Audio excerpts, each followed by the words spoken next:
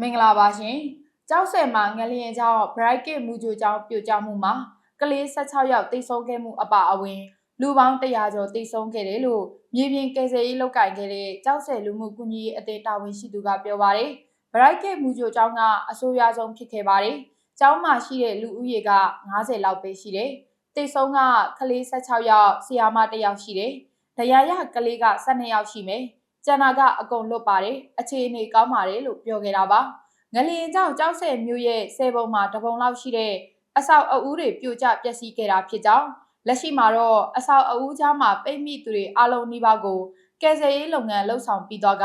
ရှင်းလင်းရေးလုပ်ငန်းဆက်လက်လုပ်ကိုင်ဖို့သာကြန့်ရှိတော့တယ်လို့သိရပါတယ်။ငလျင်ကြောင့်ထိခိုက်ဒဏ်ရာရရှိသူတွေကိုကျောက်ဆယ်ဂရိန်း200ဆေးရုံကိုပို့ဆောင်ထားပြီးလူနာများလို့တဲ့အတွက်ဆေးရုံမှာလူနာတွေပြည့်နေတယ်လို့သိရှိရပါတယ်။လက်ရှိမှာကျောက်ဆယ်ကငလျင်တန်တင့်သူတွေအတွက်အစားအသောက်ရေတပ်အပြင်ဆေးဝါးနဲ့အဝတ်အစားစားတဲ့ပစ္စည်းတွေလိုအပ်နေတယ်လို့ပြန်လည်ထူထောင်ရေးအတွက်လည်းအကူအညီတွေလိုအပ်နေတယ်လို့သိရပါတယ်။မလ28ရက်နေ့နေ့လယ်12:52မိနစ်လောက်မှာ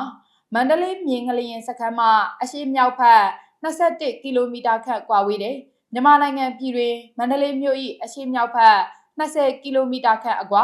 မြောက်လက်တီတို့22.39ဒီဂရီအရှေ့လောင်ကြီးတို့96.23ဒီဂရီအနက်10ကီလိုမီတာကိုဗဟိုပြုပြီးအင်အား Richter scale 9.9အဆင့်ရှိအင်အားအလွန်ပြင်းထန်သောမြေငလျင်တစ်ခုလှုပ်ခတ်ခဲ့တာဖြစ်တယ်လို့မိုးစလကထုတ်ပြန်ထားပါတယ်ရှင်။